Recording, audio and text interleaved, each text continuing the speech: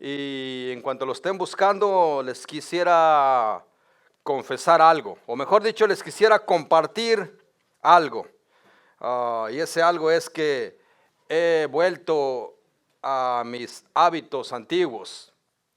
Y aunque esto parezca extraño para ustedes, el que el pastor haya vuelto a sus hábitos antiguos, esa es la verdad. He vuelto a mis hábitos antiguos y estoy feliz. Lo más, pudiéramos decir, lo más bueno de esto es que estoy feliz. Me siento gustoso de haber vuelto a mis hábitos antiguos. Y más de alguno de ustedes se preguntará, pero ¿cuáles son los hábitos antiguos del que el pastor está hablando? A leer, mis hermanos. Yo leía mucho antes y un tiempo acá dejé de leer y ahora he vuelto a ese hábito de volver a leer. Siento que mi memoria me está fallando y alguien me recomendó leer y tratar de ejercitar mi mente leyendo y alimentando mi memoria con conocimiento nuevo, y eso es lo que estoy haciendo. Así es que, mis hermanos, no digo que no he tenido malos hábitos, pero cuando dije que volví a mis hábitos antiguos, no me refería hasta atrás, sino solamente a los hábitos cuando yo leía, era un apasionado. Tengo una biblioteca enorme y todos los libros que yo tengo están a medias. Siempre leo nada más lo más interesante, lo que más me gusta. Comencé este nuevo hábito. Se dice que para crear un nuevo hábito necesita hacer uno 40 días la misma cosa, ¿cómo se dice? Sin espacios, 40 días consecutivos, y bueno, estoy en la mitad. ¿Creen que lo puedo lograr, hermanos? Amén, ¿verdad? Gracias. Comencé leyendo un nuevo libro. Este libro lo compré hace mucho tiempo y comencé leyendo este libro que se titula En los negocios de mi padre. Este libro tiene como subtítulo La fe en tu lugar de trabajo. Tenía preparado esta predicación, tenía preparada gratis ¿cómo se dice? Tenía preparada gratis una charla sobre finanzas, un consejo sobre las finanzas, porque es una necesidad para mí, pero tuve que cambiar el mensaje a última hora. También estuve leyendo las semanas pasadas el libro de Efesios. El libro de Efesios solamente tiene 4 capítulos, pero se lo recomiendo. El libro de Efesios es precioso. El miércoles precisamente me regalaron este libro. Este libro se titula Qué buena pregunta, y tiene respuestas a más de 300 de las preguntas que nosotros nos hacemos diariamente. Y siempre que yo adquiero un libro nuevo, lo primero que hago es ir a la hoja del contenido para ver qué es lo que tiene. Si encuentro algo interesante, comienzo a leer ese libro por ese lado. Y después, si tengo necesidad de buscar, dependiendo de la necesidad, busco información. Pero también me gusta ir al prólogo para conocer su autor y para conocer qué lo motivó o qué lo inspiró a escribir ese libro. Y en este libro que me regalaron, gracias hermano Chris por este libro, fue mi regalo de cumpleaños. En este libro me interesó mucho la unidad 18. La unidad 18 habla del sufrimiento, y yo quiero hablar acerca del sufrimiento.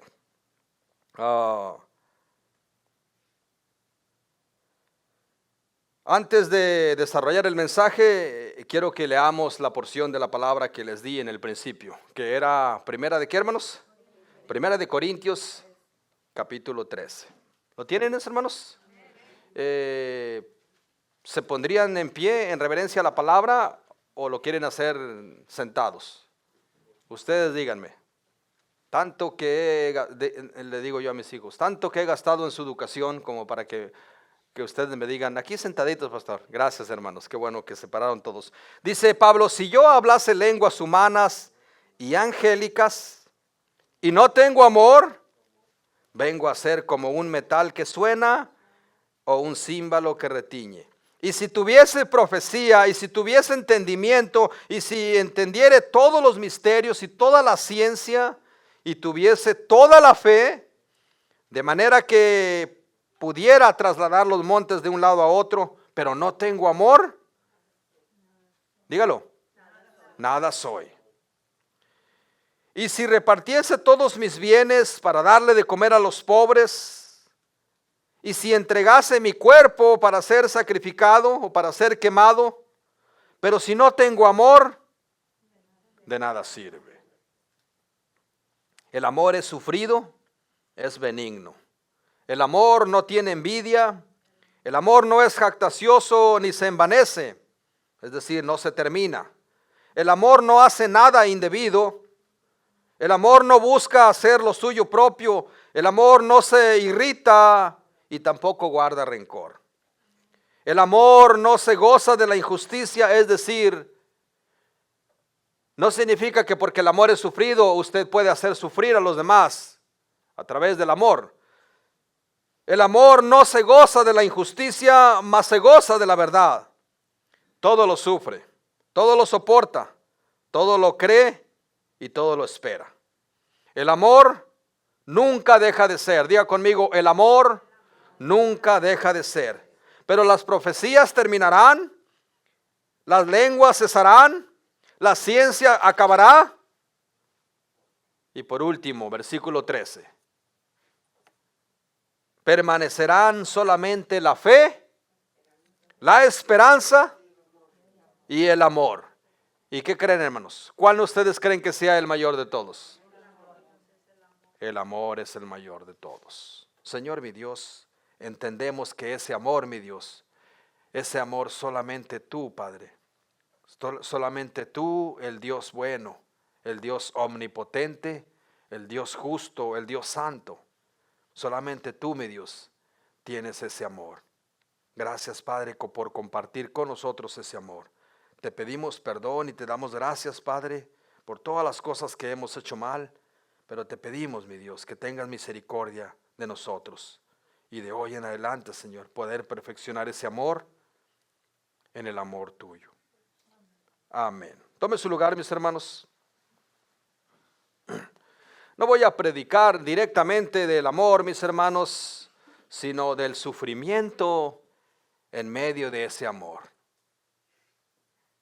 Y quiero volver a repetir esta frase. No quiero que se confunda pensando que porque el amor es sufrido significa que debemos de hacer sufrir a otros. Voy a comenzar esta predicación acerca del sufrimiento con dos preguntas, haciéndole honor al libro, con dos buenas preguntas. Y la primera pregunta es, ¿por qué si Dios es justo? ¿Cuántos saben que Dios es justo? ¿Y cuántos saben que Dios es bueno y que para siempre es su misericordia? ¿Por qué si Dios es justo, permite el sufrimiento? Quiero que piense en esa pregunta que usted se ha hecho múltiples veces y que no le ha encontrado una respuesta. La segunda pregunta es, ¿por qué si Dios es todopoderoso, no acaba con el sufrimiento? O permite el sufrimiento. Más de uno de los que estamos aquí nos hemos preguntado esta pregunta. Y cuando nosotros cuestionamos a Dios con preguntas como estas, venimos a caer en la idea equivocada de un Dios. Llegamos a dudar de Dios, llegamos a pensar que Dios es injusto como tal y que Dios no nos ama. En la Biblia se registra una historia de un hombre que es sinónimo de sufrimiento. ¿Quién es, hermanos? Job. Y cuando Job estaba experimentando el sufrimiento extremo, el dolor extremo, un poquito más del dolor que usted está sufriendo en este momento, la angustia, el quebranto, Job se atrevió a cuestionar a Dios. Se atrevió a dudar de Dios en un momento y Dios le responde con estas palabras. Diga su nombre, Alex, ¿en dónde tú estabas ¿en dónde tú estabas cuando yo fundaba el mundo? Diga su nombre, Alex, ¿en dónde tú estabas cuando yo creaba el mundo?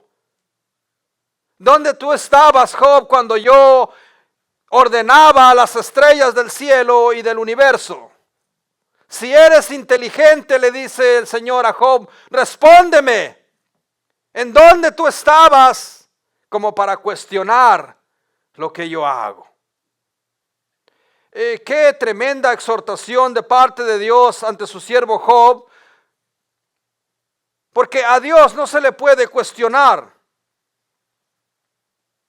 Y nosotros a menudo cuestionamos a Dios, nosotros a menudo dudamos de Dios y le preguntamos a Dios, ¿en dónde está Dios?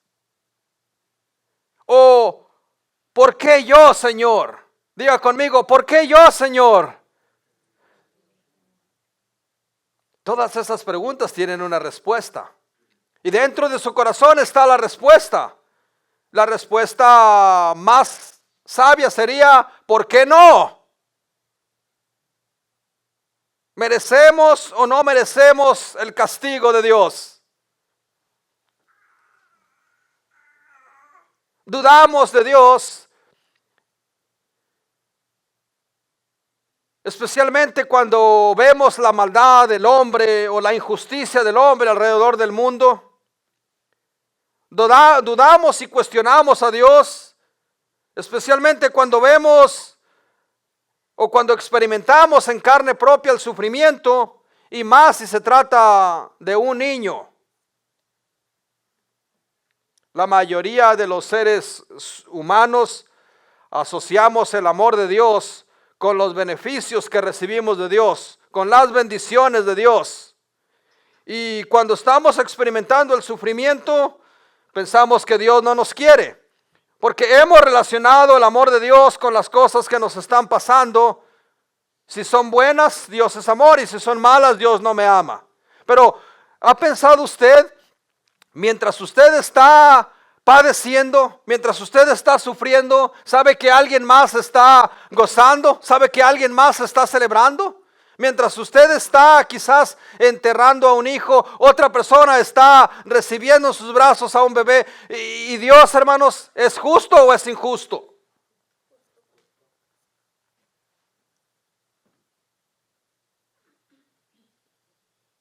Cuando sufre una persona, un infante o un niño, lo primero que se nos viene a la mente es inocente.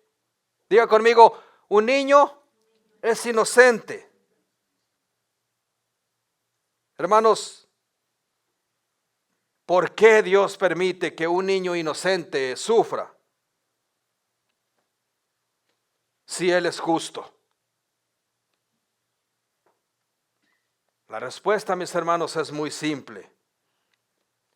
Dios permite el sufrimiento precisamente, hermanos, porque Él es justo.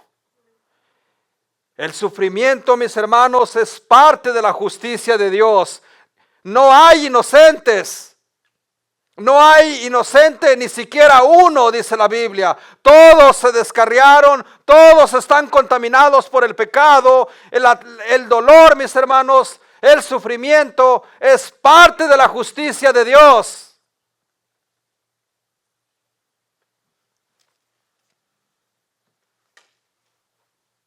El sufrimiento, mis hermanos, y el dolor es el resultado de una humanidad caída.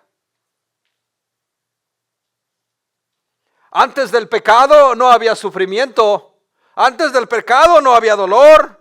Antes del pecado no había migraña. Antes del pecado no había llanto. Antes del pecado no había estrés. Antes del pecado no había ningún tipo de estas cosas. No fue sino hasta después de que el hombre y la mujer pecaron y desobedecieron a Dios que conocieron este sentimiento. Dios, el castigo del hombre y de la mujer era el sufrimiento. Eso es justo, eso es justicia. Es más, deberíamos de sufrir más porque eso es lo que es justo. Nosotros cuestionamos a Dios cuando estamos sufriendo y si hiciéramos un análisis dentro de nosotros encontraríamos tantas secuelas y tantos residuos de cosas que aprobarían nuestro sufrimiento. Si hacemos un análisis en el corazón encontraremos que merecemos ese sufrimiento y merecemos más que ese sufrimiento, pero Dios quiso evitarnos ese sufrimiento y pasar a su Hijo por ese sufrimiento. Lo que usted está sintiendo, mis hermanos, ni siquiera es sufrimiento.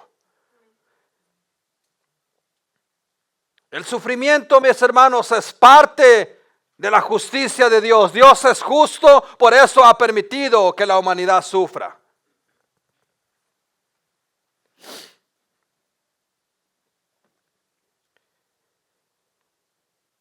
Las personas nos enfocamos demasiado en el sufrimiento y en el dolor como algo injusto, en lugar de enfocarnos en los placeres de la vida y del pecado como algo injusto. Es decir, mientras estamos pecando, nunca le reclamamos a Dios que es injusto. Nunca le decimos, entre comillas, Dios, ¿por qué me permites hacer este pecado? Dios es justo ya cuando las consecuencias de ese pecado nos alcanzan y comenzamos a sufrir. Entonces es cuando comenzamos a dudar de Dios y a decir que Dios es injusto. Es decir, creemos o queremos que Dios nos pase por alto nuestra infidelidad y nuestro pecado y que no suframos. Pero si Dios, dice la Biblia, que no escatimó ni a su propio Hijo, sino que lo entregó por nosotros, lo entregó a padecimiento, lo entregó a sufrimiento, lo entregó a dolor, lo entregó a quebranto, lo entregó a vergüenza. ¿Y sabe quién merecía eso? Nosotros, los que decimos a Dios, eres injusto porque estás haciendo pasar por el dolor a un inocente. No hay inocentes. Por cuanto todos pecamos, estamos destituidos de la gloria de Dios. Pero Dios ha mostrado su amor para con nosotros, que siendo pecadores, Cristo murió por nosotros. ¿Usted cree que usted merecía que Cristo muriera por usted? No, eso se llama gracia, eso se llama misericordia. ¿Y sabe quién hizo ese plan? ¿Quién aconsejó a Dios para que lo hiciera? Job le dijo, Señor, deberías de hacer esto porque creo que esto te puede favorecer en tu creación. ¿Dónde estabas tú? ¿Dónde estaba yo? ¿Dónde estaban todos los que sufrimos cuando Dios estaba creando el universo? Esas cosas pasaron antes de que existiera el tiempo, antes de que existiéramos nosotros. Y nosotros cuestionamos a Dios. Nosotros queremos ajustar a Dios a todas nuestras barrabasadas y decir, Señor, deberías de hacerlo de esta manera, porque de esta manera no sufriríamos, de esta manera nosotros pudiéramos hacer lo que quisiéramos y no tuviéramos ninguna consecuencia. Pero mis hermanos, Dios es todopoderoso. No podemos nosotros compararnos con Dios. Ningún ser humano puede compararse ni debe de compararse con Dios, porque Él es el creador. Y nosotros somos su creación. Una creación que perdió la comunión con Dios. En el huerto del Edén, el Señor era justo. Después de que el hombre pecó, el Señor siguió siendo justo. No cambió nada para él. La segunda pregunta es, ¿por qué si Dios es todopoderoso no puede quitar el pecado del mundo? ¿Se ha preguntado usted esa pregunta? Hermanos, ¿usted no sabía que Dios ya acabó con el pecado? Parece que usted se le olvidó que Dios ya acabó con el pecado. Parece que no se acuerda que Dios ya terminó con el sufrimiento porque Él es todopoderoso. Cuando el hombre y la mujer pecaron, el Señor ya tenía la solución.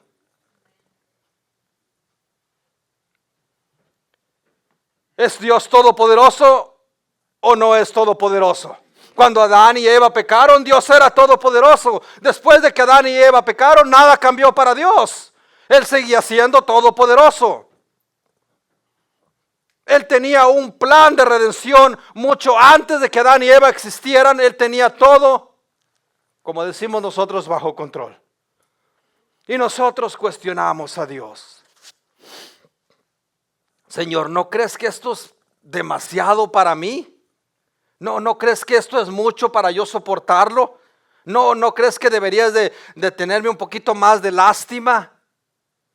Pero mientras nosotros estamos deleitándonos en el pecado y no pensamos en las consecuencias, hermanos, ¿sabe cuál es la consecuencia? La primera consecuencia del pecado es la vergüenza.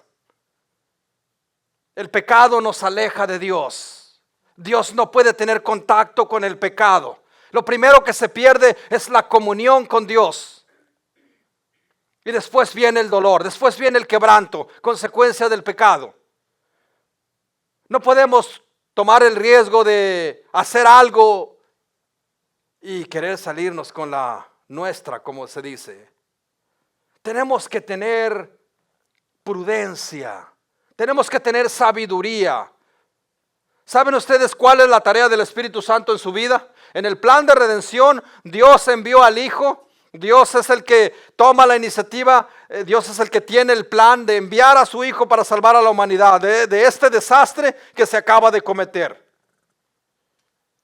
Y el Hijo se hace obediente a ese plan y dice: yo iré, yo lo haré. Y se somete al grado de humillarse y convertirse en un ser humano como usted y como yo, como la creación que precisamente viene a salvar, una creación caída. Y el Espíritu Santo es el que toma el lugar de Jesús. Cuando Jesús se va, no nos deja huérfanos, no nos deja solos, no nos deja a la deriva. Hay lo que vayan aprendiendo, hay lo que vayan sabiendo y acá nos vemos. No, es un plan perfecto, es un plan sin fallas.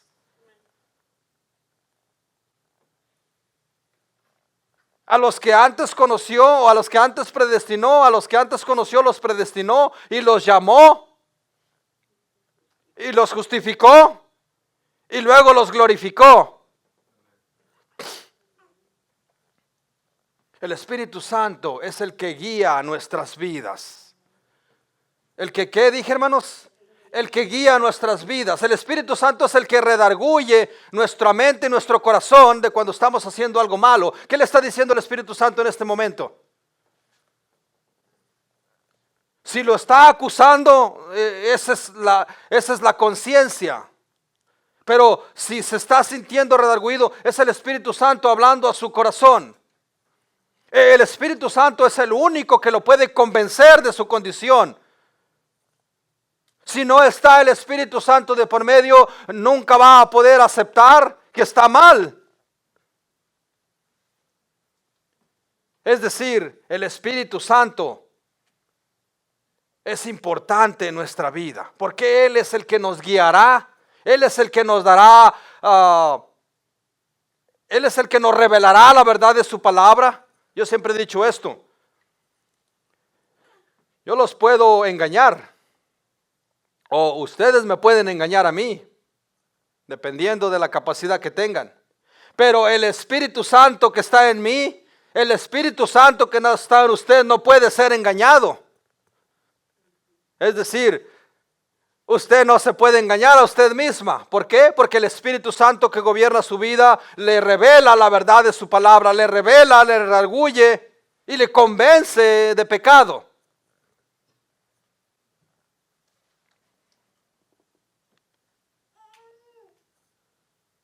Dios es injusto ya cuando nos alcanza la consecuencia de ese pecado y empezamos a sufrir. ¿Es injusto Dios o somos injustos nosotros? Y nosotros nos atrevemos a decir: ¿por qué a mí, Señor? Diga conmigo: ¿por qué a mí, Señor? ¿Por qué a mí?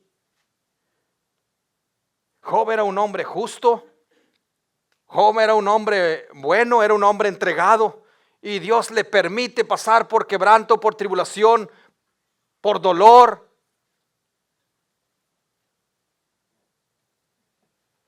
Y se pregunta Job: ¿por qué a mí? Mis hermanos, Dios no es injusto porque permite el dolor. El dolor es parte de la justicia de Dios. Dios evita que padezcamos y solamente nos hace pasar por sufrimiento porque Dios está edificando nuestra fe. Dios está fortaleciendo nuestra fe a través del sufrimiento. Una persona lastimada, dolida, es mucho más sensible y puede tener más sensibilidad de hacer las cosas. Por eso Dios ha dejado el sufrimiento para podernos mantener conectados a Él. Es un decir, Dios es omnipotente, Él todo lo puede. Pero esto del dolor no es algo malo. Al contrario, edifica nuestra fe, nos ayuda, nos levanta, nos fortalece como hijos suyos.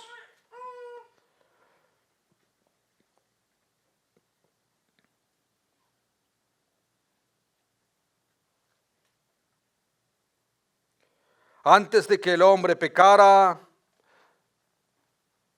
después de que el hombre pecara, Dios era Dios. Dios está donde siempre ha estado. Y espero que Dios esté morando en su corazón, porque eso es bueno. Dios no creó el dolor ni el sufrimiento. El dolor y el sufrimiento es el resultado de la humanidad caída. Fue el hombre, a causa de su desobediencia, el que trajo al mundo el dolor y el sufrimiento. Y ahí, en ese dolor y en ese sufrimiento, en ese castigo, podemos ver la omnipotencia de Dios. Porque cuando todo estaba destruido, cuando parecía que no había remedio, Dios encontró una solución para nosotros. El sufrimiento, mis hermanos, no es malo. El sufrimiento nos ayuda a moldear el carácter y nos ayuda a fortalecer nuestra fe. Usted se ha preguntado por qué el sufrimiento de otra persona le tiene que afectar a otra persona. Bueno, humanamente usted dirá, bueno, pues es que si esa persona es mi familia o mi sangre, pero piense profundamente, ¿por qué tuvo que ser así? ¿Por qué tuvo que afectarnos el dolor de otros, de un hijo o de un pariente? ¿Por qué nos tiene que afectar a nosotros? Bueno, digamos que por qué el dolor de un niño inocente que está en el hospital sufriendo de cáncer le afecta a sus padres. ¿Por qué no solamente Dios le dio ese dolor a ese hijo y no que lo compartiera con los demás? Por lo mismo, por el pecado. Porque es la consecuencia. La Biblia dice que la paga del pecado es la muerte. No solamente el dolor, el sufrimiento, pero es la muerte. No significa que porque usted está pecando va a morir. Significa que tenemos que morir porque tenemos una naturaleza contaminada con el pecado. Tenemos que morir tarde o temprano. Saben, antes del pecado no había muerte.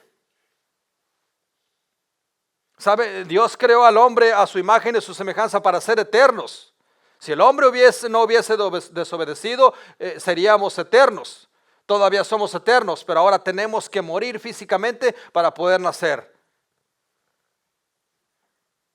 O para poder sufrir la transformación. Pero Dios ofrece una nueva vida, con esperanza, con fe, pero también con amor.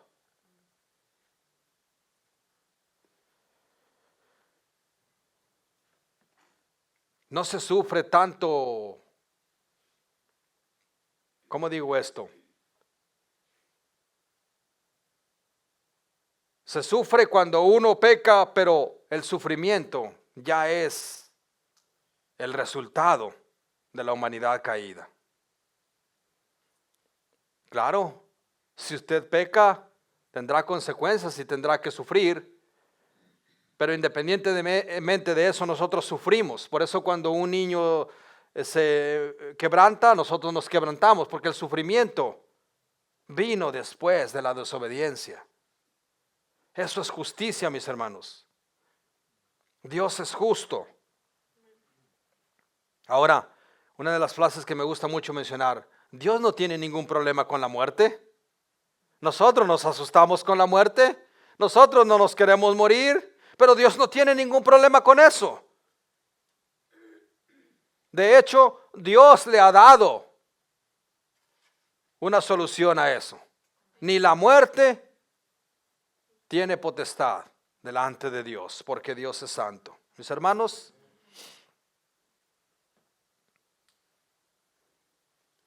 no podemos cuestionar a Dios. Bueno, si usted le pregunta a Dios: Señor, ¿por qué me pasan estas cosas? ¿Por qué estoy sufriendo? Revélame, Señor, mi pecado. Y si usted cuestiona a Dios de esa manera, posiblemente Dios lo escuche. Pero cuestionar a Dios en cuanto a la vida, a las cosas que nos pasan, es diferente. Es decir, no es malo cuestionar a Dios. Lo malo, mis hermanos, es cuando tenemos una idea equivocada en cuanto a que si Dios es justo o si Dios es todopoderoso por el hecho de que nosotros estamos padeciendo. Eso es lo malo, el creer que Dios es bueno cuando recibimos cosas malas y que Dios es malo cuando nos están pasando cosas. Eso es lo malo del cuestionamiento de Dios, del cuestionamiento de nosotros hacia Dios.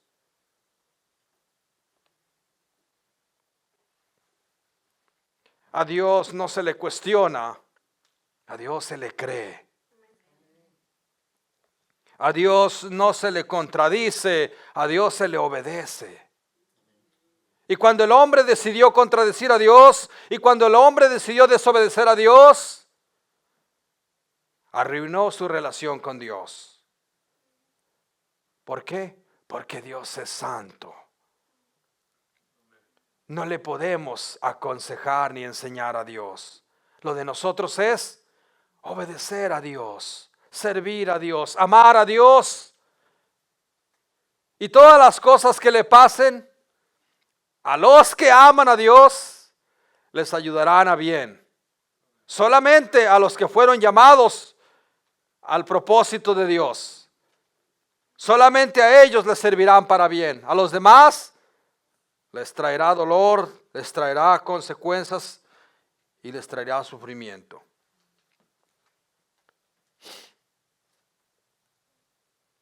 ¿Por qué quise hablar del amor en el principio, en 1 Corintios 13? Porque el hombre necesita conocer y experimentar ese amor. Y solamente uno experimentó ese amor en medio del sufrimiento. La exhortación es simple, mis hermanos. Necesitamos experimentar y practicar ese amor. El que todo lo sufre, el que todo lo soporta, el que no se desvanece, el que no se acaba, el amor eterno que solamente Dios nos puede dar. Dios conoce el dolor y el sufrimiento mejor que nosotros, porque Él entregó a su Hijo a padecimiento. Él experimentó en carne propia el sufrimiento y el dolor y el quebranto. Algo que usted y yo nunca jamás hemos experimentado. ¿Por qué? Porque Él llevó nuestras culpas. Él sufrió lo que nosotros debimos haber sufrido. ¿Y por qué no juzgamos como injusto ese acto? ¿Por qué no le decimos a Dios que fue injusto en haber enviado a su Hijo para que yo tuviera salvación? ¿Por qué no cuestionamos a Dios cuando entendemos que Dios no escatimó a su propio Hijo, sino que lo entregó a padecimiento, a sufrimiento y a dolor? ¿Por qué no le decimos, Señor, pudieras regresar la página y hacer que yo padezca ese sufrimiento? ¿Por qué no cuestiona a Dios pensando que Dios es injusto en que Dios pudo haber elegido a otro ser, no sé, 1,000,000 de ángeles para que fuesen sacrificados por la humanidad? ¿Por qué tuvo que hacer su Hijo? Porque Él es Dios, porque Él es soberano, porque su plan perfecto era sacrificarse a sí mismo por nosotros. Pero no cuestionamos a Dios por la gracia, lo cuestionamos solamente cuando estamos padeciendo. Yo creo, mis hermanos, como les dije hace un momento, debemos de comenzar por hacer un autoanálisis dentro de nuestro corazón y ver si encontramos residuos de maldad que aprueben nuestro sufrimiento. Una de dos cosas pueden pasar. Podemos encontrar tantos residuos que decir, Señor, sí merezco este sufrimiento y creo que merezco más. O simplemente podemos darle la honra y la gloria a Dios diciendo, Señor, básteme tu gracia. Quiero terminar con esto. Quiero que te hagas esta pregunta. ¿Por qué yo? Dilo. ¿Por qué yo? Es un ejercicio, estoy sufriendo. ¿Por qué yo estoy sufriendo? Pregúntese eso. Y le voy a dar yo las 3 únicas causas del sufrimiento a esa pregunta. La primera causa de sufrimiento es la consecuencia de haber violado un principio espiritual o moral. La primera consecuencia del dolor es haber desobedecido a Dios, haber violado un principio moral y espiritual. La segunda consecuencia, una prueba de mi Dios para hacerme crecer. Muy distinta a la primera. Y la tercera causa, un ataque de Satanás a mi vida para destruirme. Solo se sufre, o mejor dicho, la tercera parte aplica más en el inconverso. Pero también Dios le ha permitido a algunos siervos ser probados. Le ha permitido al diablo sangolotearlos, como lo hizo con Job. Pero las consecuencias más comunes son que Dios nos está probando y al Dios probarnos nos está pasando por fuego, es decir, nos está probando nuestra calidad, nuestra fe, para que aprendamos, para que crezcamos, para que seamos fuertes ante las situaciones que vienen más adelante, porque vendrán situaciones más adelante en las que va a necesitar la fortaleza de Dios. Las más comunes son que Dios está probando tu vida para fortalecer, para ayudarte, no porque no te ama o porque has violado un principio de las leyes de Dios.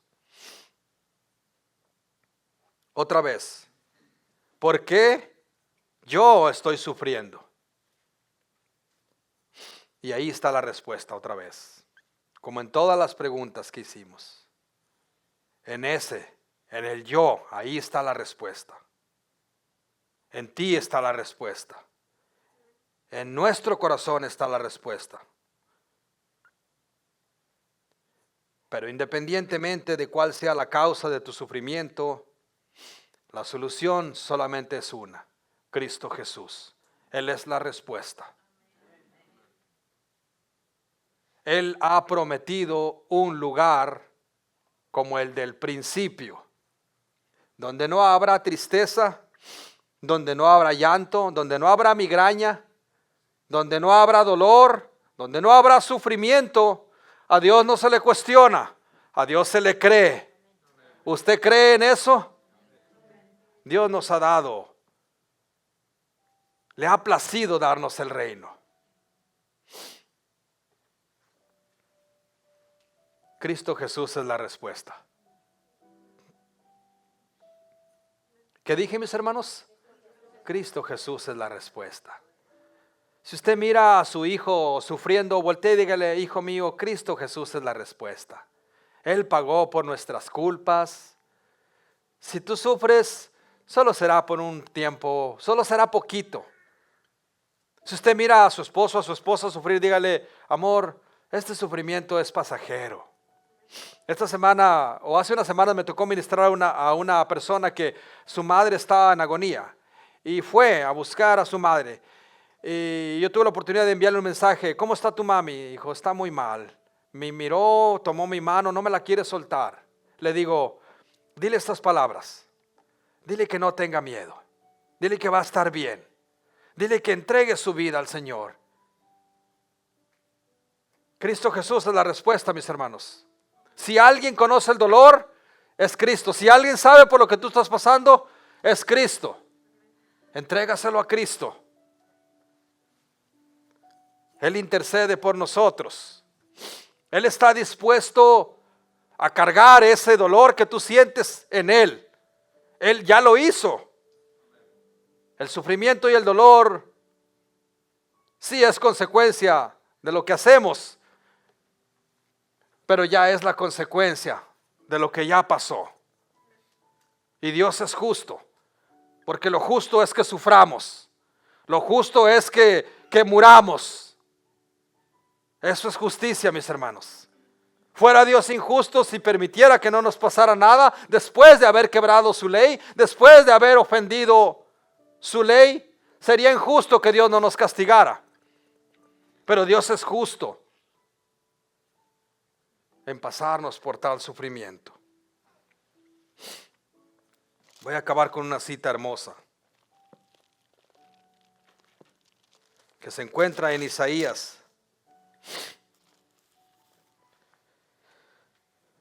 capítulo 53.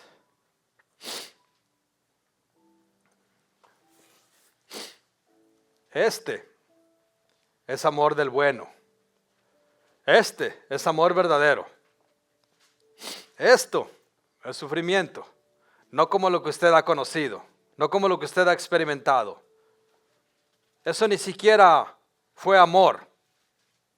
Eso ni siquiera es amor. Esto es amor. En esto se comprueba, en esto se demuestra el amor. No en que nosotros nos amemos. El amor que yo siento por mis hijos, por mi esposa, por ustedes, ese no es el amor. El amor verdadero es el que el Señor sintió por nosotros cuando estábamos muertos en delitos y pecados y decidió entregarse por nosotros. ¿Quién ha creído a nuestro anuncio? ¿Y sobre quién se manifestó el brazo de Jehová? Subirá cual renuevo delante de él, y como raíz de tierra seca no habrá parecer en él, ni hermosura le veremos, mas inatractivo para que lo deseemos. ¿Está usted entendiendo, mis hermanos? Imagínese aquel hombre completamente desfigurado, desangrado, horrible, caminando con una pesada cruz hacia una montaña, muy inatractivo. Nadie lo deseaba con ese rostro tan desdichado que portaba el día de su muerte. Como raíz de tierra seca.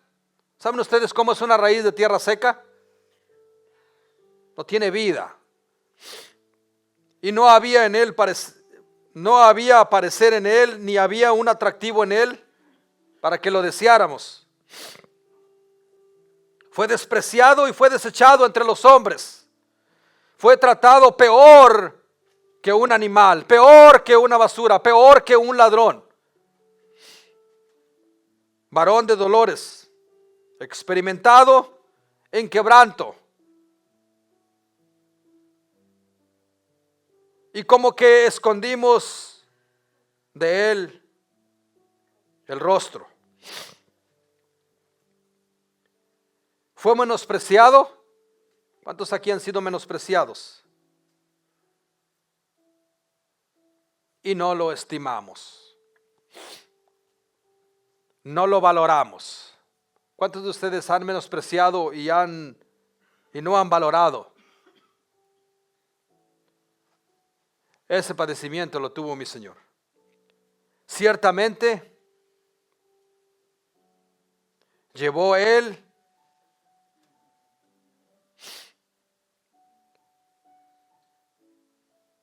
todo nuestro sufrimiento, todas nuestras culpas, todas nuestras enfermedades.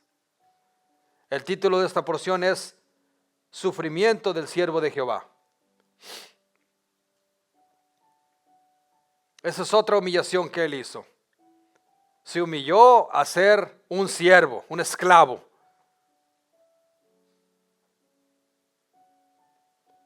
Y nosotros le tuvimos por azotado y por herido de Dios y por abatido. Mas Él, ¿quién es Él? El camino, la verdad y la vida. Mas Él, mas Jesús, herido fue por nuestras rebeliones, molido por nuestros pecados. ¿Ustedes creen que eso es justo, mis hermanos? ¿Por qué usted no ha cuestionado a Dios en esto? ¿Por qué no le ha dicho a Dios que eso era injusto?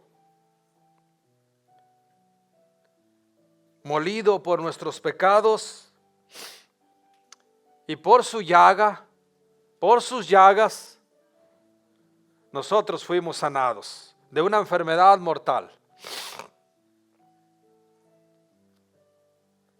Todos nosotros nos descarriamos como ovejas, cada uno se apartó por su camino, mas Jehová cargó el pecado de todos nosotros. Dios, Jehová, nuestro Señor Jesús, la persona que se humilló, la persona de la Trinidad que se humilló, que no se aferró, sino que se humilló y se despojó de su gloria, cargó nuestros pecados en una cruz. El pecado de todos nosotros. No el pecado de todo el mundo, el pecado de todos nosotros. Angustiado y afligido, no abrió su boca. Y como cordero fue llevado al matadero, y como oveja delante de sus trasquiladores, enmudeció, no abrió su boca.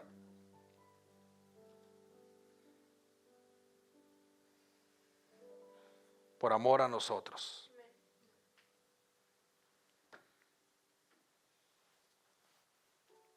¿Fue Dios injusto?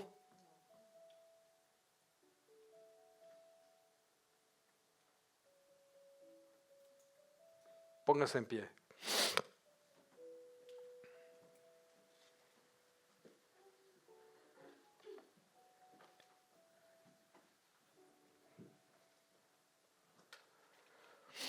Nunca más vuelva a cuestionar a Dios o a contradecir a Dios, pensando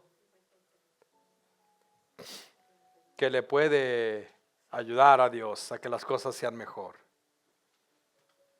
El padecimiento que tenga solamente lo está edificando, solamente lo está acercando más a Dios. No va a pasar de ahí. Créamelo. El padecimiento que tengan, mis hermanos, es temporal. Terminará. Pero ¿saben? La recompensa de todo eso es grande. Diga conmigo, vale la pena sufrir. Vale la pena, mis hermanos. Señor mi Dios, gracias por tu palabra. Porque no hay falla, no hay error, no hay miedo, Señor. Al contrario, hay esperanza. Gracias, mi Dios, por cada necesidad, mi Dios, por la que tú haces pasar a cada familia de esta iglesia. Yo creo, Señor, que si no fuese por esa necesidad, ya se hubiesen ido. Pero gracias, Padre, porque tu promesa es fiel y verdadera. Tú dices, Señor, todos los que yo escogí y todos los que te di, no se perderá ninguno. Solamente el hijo de perdición, aquel que nació para perderse. Pero de tu remanente fiel, de tu iglesia, no se perderá ninguno. Señor mi Dios, redarguye el corazón de cada uno de nosotros, pero llévanos, Señor, de un solo al arrepentimiento. Dígale, perdóname, Señor. Te necesito ahora más que nunca. Gracias por el sacrificio. Gracias por el dolor. Gracias por la angustia. Gracias por el quebranto. Pero más, gracias por la salvación de mi alma. En el nombre de Jesús, te damos gracias por todo. Amén. Dios me los bendiga, mis hermanos.